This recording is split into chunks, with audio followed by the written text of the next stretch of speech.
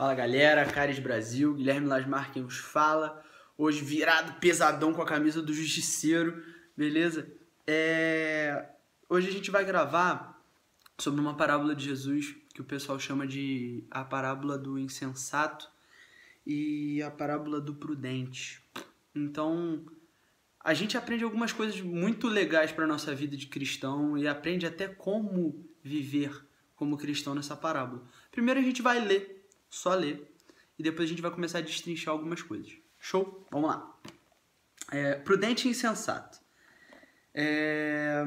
Mateus 7:24. Portanto, quem ouve essas minhas palavras e as pratica é como um homem prudente, que construiu a sua casa sobre a rocha.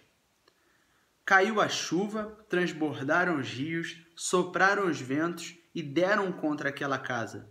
E ela não caiu, porque tinha os seus alicerces na rocha.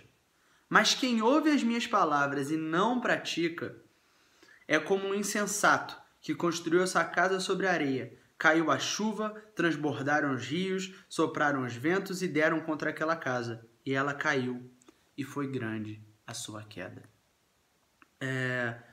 Primeiro a gente vai destrinchar sobre quem esse texto fala. Ele fala sobre os cristãos, ele fala sobre, pelo menos sobre a igreja, de forma geral, né? Ele não fala sobre quem não é crente, porque ele fala de pessoas que estão ali ouvindo a palavra, né? A fé vem por ouvir e é assim que a gente tem que fazer. A gente tem que estar sempre ouvindo a palavra na igreja, com os nossos pastores, nossos líderes, nossos amigos, que a palavra de Cristo seja o centro de tudo que a gente faz. Então, ele fala assim, ó, quem ouve as minhas palavras e as pratica. Isso é uma grande lição, porque ele está falando que quem pratica está fundamentado sobre a rocha. Não basta ouvir. O evangelho não é uma coisa de expectação. Você não é cristão de assistir o culto.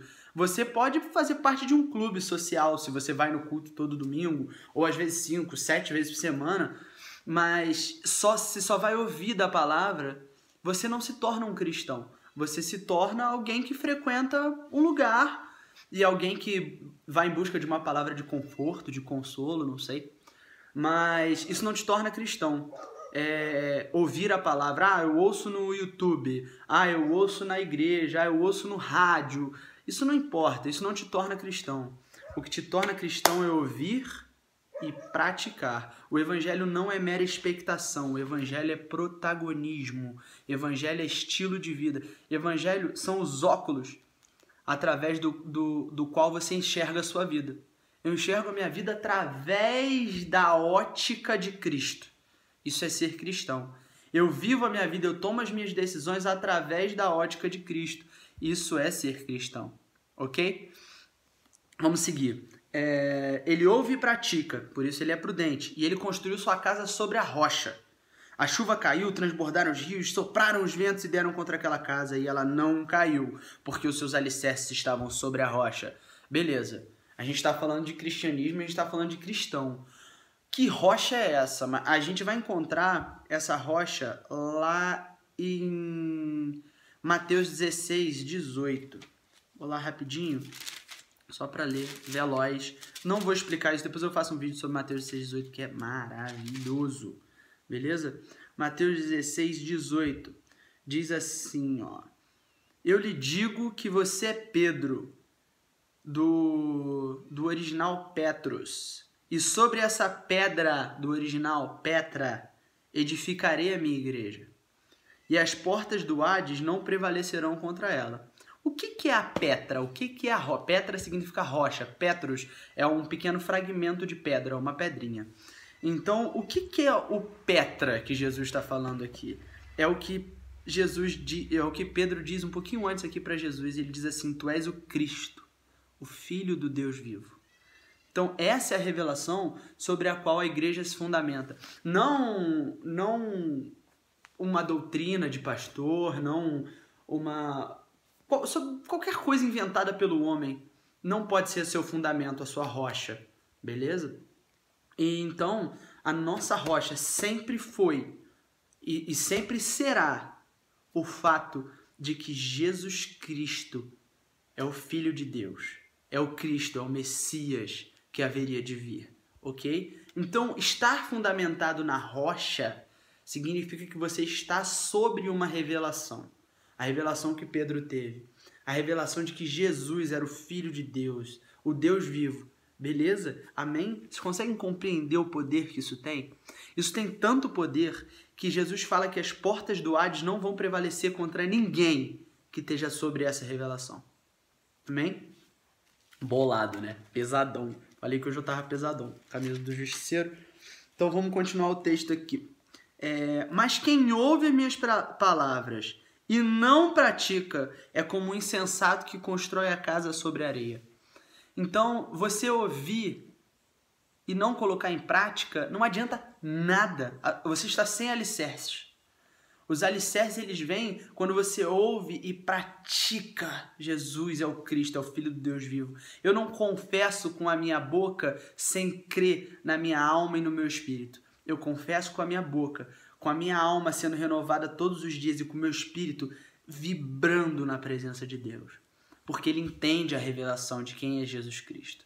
Gente, Jesus e graça são revelações.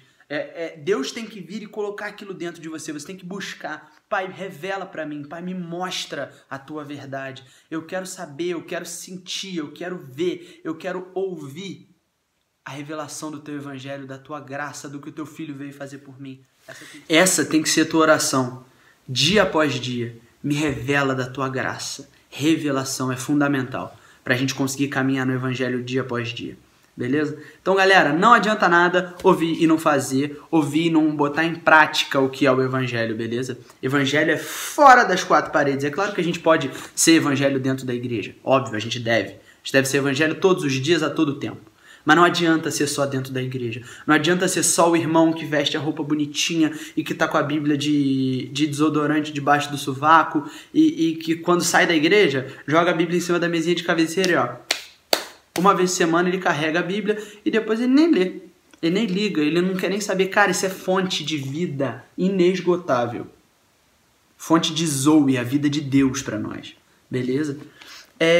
A última coisa que eu queria falar para vocês com relação a esse texto, um amigo meu me trouxe isso e eu... Nossa, cara, foi pungente assim para mim. Bateu direto no meu coração. Ele me fez uma pergunta, ele falou, cara, o que as tempestades revelam? Ele me deu esse texto para ler e me fez a pergunta, o que as tempestades revelam? Porque a tempestade é um momento difícil, né? Um momento em que a gente não acredita em nada, é um momento que a gente está com dificuldade, a nossa fé enfraquece e tudo, e a gente tem que passar por aquilo, né? É normal a gente passar por tempestade, Jesus disse que teríamos tribulação na nossa vida. Aí eu falei, o que as tempestades revelam, Espírito Santo, Espírito Santo? O que tu tem para falar comigo? As tempestades revelam os seus alicerces. As tempestades na vida do cristão, elas servem para mostrar para todo mundo, para todos que estão à sua volta, qual é o seu alicerce. A sua casa vai cair ou a sua casa vai se manter de pé? Quais são os seus alicerces?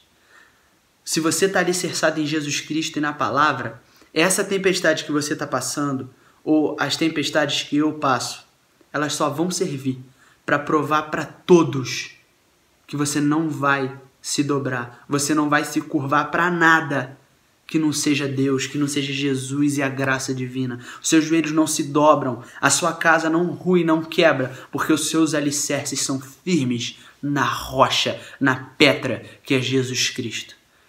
Eu queria que vocês colocassem isso para dentro de vocês, porque às vezes na nossa dificuldade, a nossa fé fica tão fraca, tão esmorecida, é tão difícil seguir em frente. Mas com Jesus Cristo como a sua rocha, não existe nada que pode te abalar. E quando isso tudo acabar, todos vão olhar para você e vão dizer assim, caraca, esse cara é servo de Deus.